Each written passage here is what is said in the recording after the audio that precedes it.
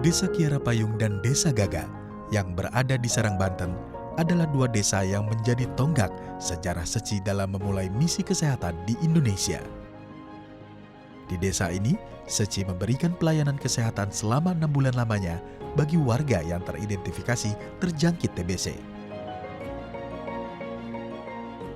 负担很重，所以呢，当初我们就是跟卫生局呢就结合，实际一起在当格浪有3个村，我们在义诊。那每个月呢，我们也提供粮食跟营养品，还有给病患治疗。那相对的，我们也是要给卫教，因为这个是会传染给他的家人。那如果我们把一个家庭遇到的一个肺结核的病患医好的话，那整个也是帮助到一个整个家庭的健康。那其实肺结核是需要药品的治疗，而且它是可以治疗好的。好，所以呢，其实我们当初觉得说这个是一个非常有意义的工作。那我们也是在投入在这个肺结核，那看到差不多85%的都可以治疗好。那其实这个对我们来讲，他们的健康也是我们最高兴的地方。Melihat besarnya kebutuhan masyarakat akan layanan kesehatan tahun 1999,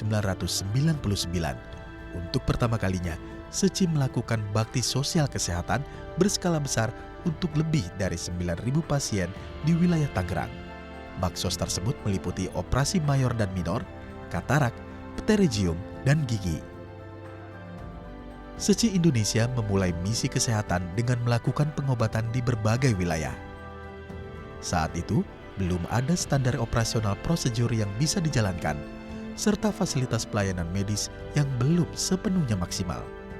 Semua dijalankan hanya dengan sebuah tekad, yaitu melayani masyarakat. Waktu itu kalau Baksos kan selalu pinjam alat-alat operasi, kita semua nggak ada. Boleh saya katakan 1 biji obeng pun kita nggak ada. Baksos dulu itu seperti roadshow, habis manggung, harus bongkar pentas, bongkar semuanya, kembali semula. Kita juga sama. Habis baksos, kita harus bongkar alat-alatnya, kembaliin, dibersihin, dan sampai lokasi baksos tenda-tenda, semua kita harus bersihin, kembali semula yang waktu kita pinjam.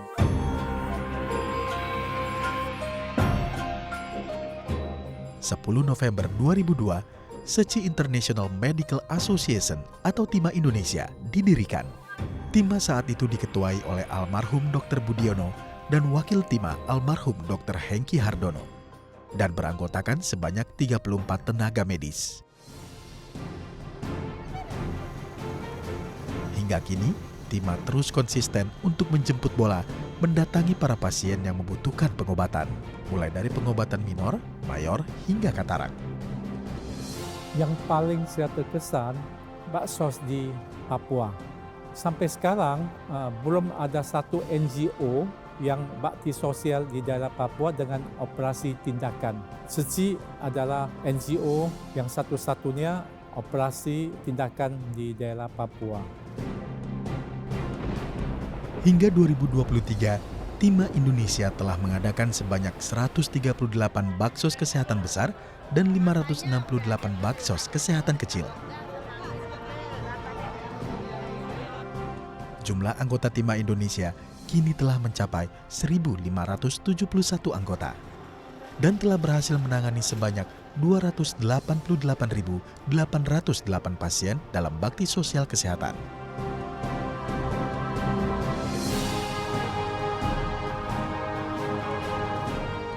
Setiap detik berjuang berbuat kebajikan. Itu adalah slogan TIMA kita.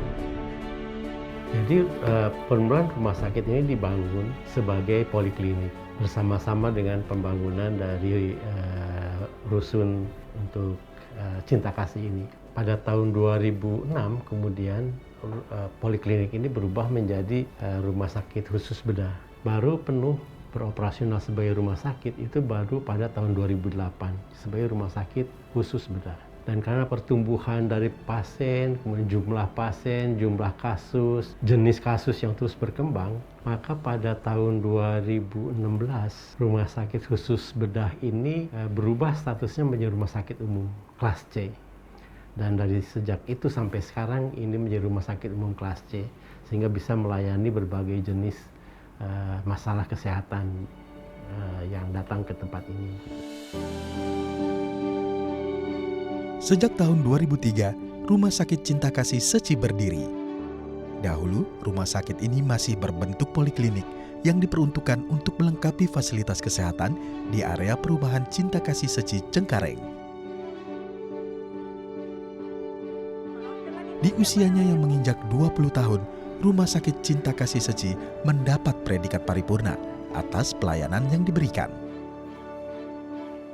Tentu sekarang ini rumah sakit harus menjaga mutu pelayanannya dan juga menjaga pola pelayanan rumah sakit itu untuk yang memberikan keselamatan pasien. Nah, itu dilakukan dengan diukur dan diuji oleh akreditasi rumah sakit yang sesuai dengan peraturan pemerintah. Kita sampai saat ini sudah mendapatkan akreditasi paripurna. Kunjungan kasih oleh para tim medis dan staf rumah sakit rutin dilakukan tiap bulannya sebagai bentuk perhatian dan pendampingan tim medis atas perkembangan kesehatan pasien yang tak mampu melakukan pengecekan rutin di rumah sakit karena kondisi tertentu. Jadi kita ini melakukan yang namanya kunjungan kasih, bahwa pasien-pasien yang tidak dapat melakukan kunjungan ke rumah sakit, kita feedback ke mereka untuk melakukan kunjungan.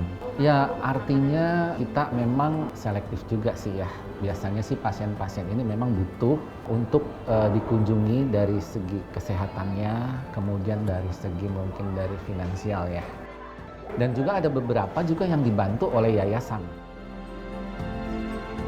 Seperti kunjungan ke rumah kasih berikut ini. Di rumah triplek berukuran 3 x 6 meter persegi ini, Kasih tinggal bersama suami dan anak-anaknya. Kasih dan suami sehari-hari bekerja sebagai pemulung. Anak kedua Kasih bernama Muhammad Hendrianto lahir melalui operasi sesar di Rumah Sakit Cinta Kasih. Keterbatasan biaya melahirkan kala itu menjadi kekhawatiran bagi Yadi, suami Kasih. Kondisi Kasih yang saat itu mengalami pendarahan juga memerlukan penanganan medis yang cepat dan tepat, hingga akhirnya anak kedua mereka berhasil lahir dengan selamat. Kondisi kehidupan mereka yang minim dan terbatas menjadi perhatian tim medis untuk terus melakukan kunjungan agar tumbuh kembang Muhammad Hendrianto berangsur membaik. Ibu Kasih itu sebenarnya pasien yang di rumah sakit kita ini, yang pada saat itu dia mau melahirkan di rumah sakit kita dengan kondisi yang terbatas. Ya, jadi kita juga kasih bantuan juga dari segi kesehatan, kemudian kita kayaknya di sini dibebaskan ya dari uang pelayanan. Dan kita juga kunjungan ke sana untuk menilai bagaimana kondisi anaknya yang sekarang. Ternyata kita udah kunjungan beberapa kali ke sana, juga memberikan bantuan juga berupa kebutuhan pokok ya pada saat itu ya. Jadi anaknya juga sekarang udah tumbuh lumayan baik ya. Jadi sehat. Jadi kita memang berkala gitu kunjungan ke sana.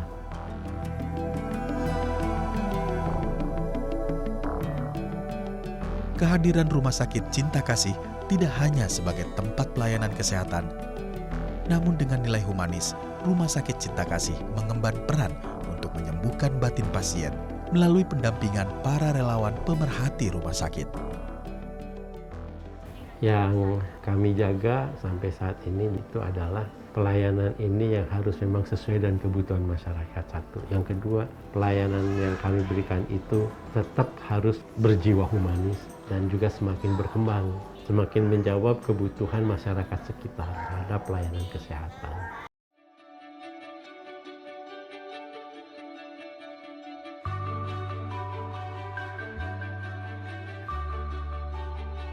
去年呢，2021年，我们的医疗置业呢也很圆满的在我们的近视园区呢，我们的佛教慈济医院也是6月份就是那个疫情，那防疫中心先启用，那10月呢整个门诊还有住院呢，我们也是开始启用了，整个医院正常的在运转。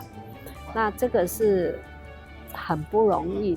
因为结合了大家的爱心呢，才能成立这个医院。那其实呢，我们有这一所爱的医院，当然我们要感恩上人、感恩常住师父，还有台湾的医疗置业体的协助我们才能这一所医院呢，能这样的一个顺利的完成。那当然，我们也要感恩我们印尼的医护团队，还有我们的人医会。大家互相的和互协才能完成。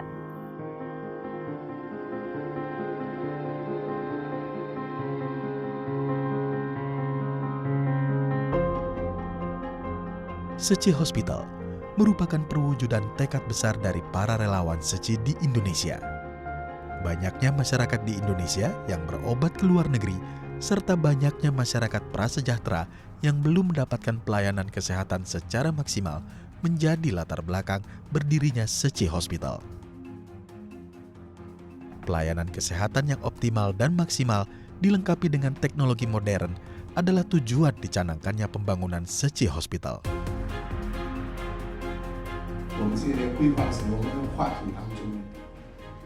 Para relawan Seci dan sejumlah tim medis yang dilibatkan dalam pembangunan rumah sakit melakukan kunjungan ke Hualien untuk menyampaikan tekad besar ini kepada Master Cheng Yen. 我跟商人说，印尼的条件，印尼很多华侨也好，其他的印尼人也好，很多到外国去求医。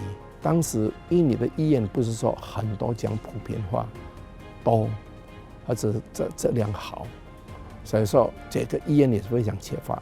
技术来讲，很多好的医生也很多，但是他们非常的忙碌，因为大家是往哪里跑啊？所以我认为在印尼盖一个医院呢，就是对于这个慈济人也好，对于印尼的华侨也好，对于印尼的那个人民也好，有一个发挥会很大的一个带头作用。怎么带头呢？把慈济人们带进来。另外呢，是我们有一个医疗的，我们要找一个 有德的、医德心的医生，就是说有负责任、有爱心的医生，能够培养出来。 Saya pertama kali mendapatkan kontak atau panggilan oleh Yayasan Buddha Seci pada awal 2013. Yayasan Buddha Seci ingin mendirikan rumah sakit. Apakah kita bisa bersama-sama? 我们也是我老实讲，我也是用平常的这种心态来看待这医疗。那么我老实讲，就好像那天最后一次见上人说，我说我真的要佩服上人。上人说，2020年，当时的2020年，在我的脑子里面，我们开始的时候是2013年，然后你有一个医院7年还没干好没，说我不服，所以我时常说我最迟2018年我都把它做好。这个2020年，真的，我们今天这个医院最快也要2020年再做好。你这是最迟的。我见上真的跟他问，然后我说真的，我是五体投地。Dalam proses pembangunan Seci Hospital, pandemi melanda dunia. Keterbatasan rumah sakit untuk pasien COVID di Indonesia mendorong Seci Hospital untuk mengalihfungsikan sejumlah area sebagai ruang perawatan pasien COVID-19. Pembangunan saat struktur ya sudah selesai, pandemi baru datang. Tentu di mana-mana pemerintah menyiapkan tempat untuk isolasi COVID-19 ini. Seci Hospital ingin mengambil bagian, padahal dari awal mulanya tidak mendesain bahwa ada ruang-ruang untuk pandemi COVID-19.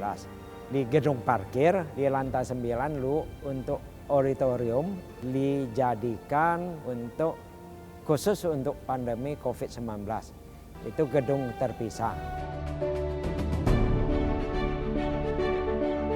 Seci Hospital berdiri di atas lahan seluas 2,6 hektar dengan luas bangunan lebih dari 122.000 meter persegi.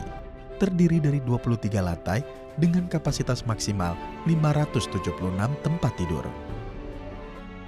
Seci Hospital mengusung 5 layanan unggulan, di antaranya transplantasi sumsum tulang, perawatan paliatif, penanganan kanker, bedah syaraf, perawatan ibu dan anak. Seci Hospital juga dilengkapi dengan alat medis berteknologi tinggi, di antaranya MRI 3 Tesla, CT Scan 512 Slices, Linac Versa HD, 3D Mammography, Urodynamic, Robotic Physiotherapy, dan ruang operasi hybrid. Jadi Seci itu menyiapkan teknologi-teknologi yang sebaik mungkin. Problemnya di teknologi yang baik itu adalah mahal, fasilitasnya itu mahal, dan kalau diadakan itu bisa merugikan bagi rumah sakit, dan ini yang tidak dipikirkan oleh Seci. Jadi Seci akan menyediakan fasilitas-fasilitas yang harus memang dibutuhkan dan tidak memikirkan kerugian atau keuntungan yang ada. Yang dipikirkan itu hanya bisa untuk menangani.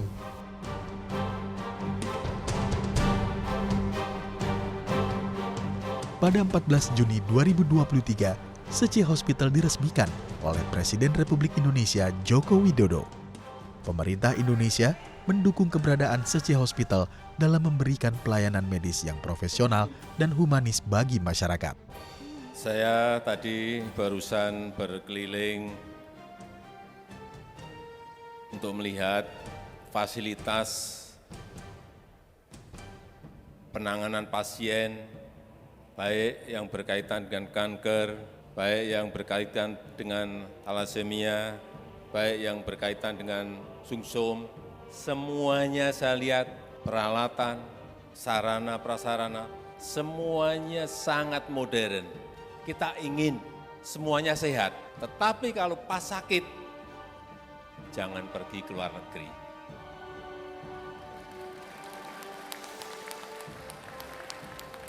Pergi saja ke rumah sakit Seci Hospital dan kita kehilangan devisa 170 triliun per tahun di urusan sakit saja. Dan tadi yang berobat ke luar negeri itu 60% itu berasal dari Jakarta. Dan dengan rahmat Tuhan Yang Maha Kuasa, pada pagi hari ini, siang hari ini, saya resmikan rumah sakit Seci Hospital di Provinsi DKI Jakarta. Terima kasih.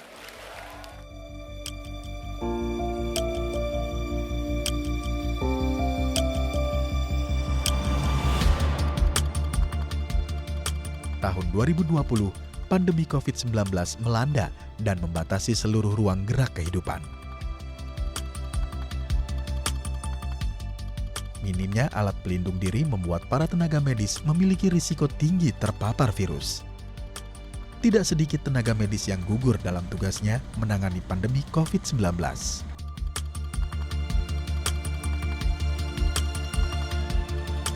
Sebagai wujud kepedulian dalam menghadapi kasus ini, Yayasan Buddha Seci bersama pemerintah, donatur, dan sejumlah pengusaha peduli NKRI dalam naungan Kamar Dagang dan Industri Kadin Indonesia bekerja sama tanggap memberikan bantuan medis berupa alat pelindung diri bagi para medis yang berjuang di garda terdepan.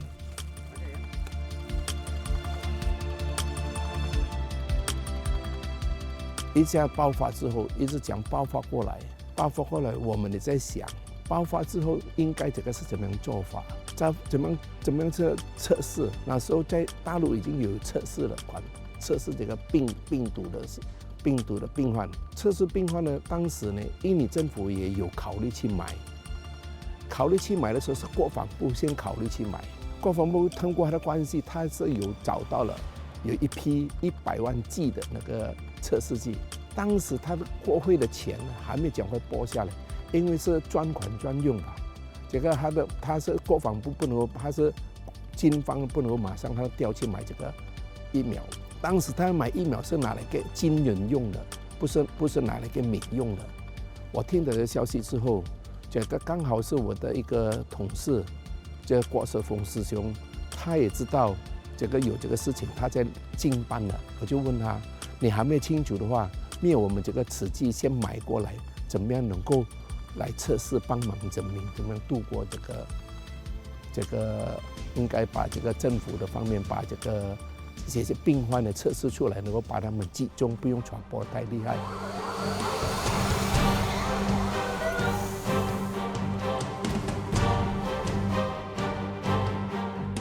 Peralatan medis didatangkan dari Tiongkok melalui kargo udara dan langsung disalurkan ke sejumlah rumah sakit di Jakarta maupun luar Jakarta.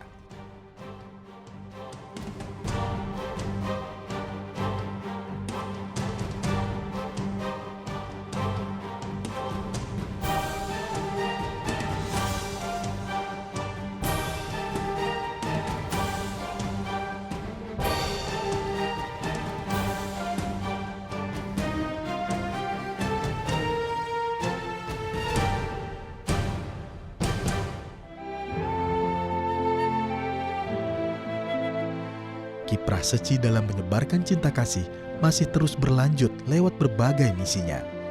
Membentangkan welas asih kepada generasi penerus melalui misi pendidikan. Saksikan perjalanan cinta kasih Seci Indonesia selanjutnya.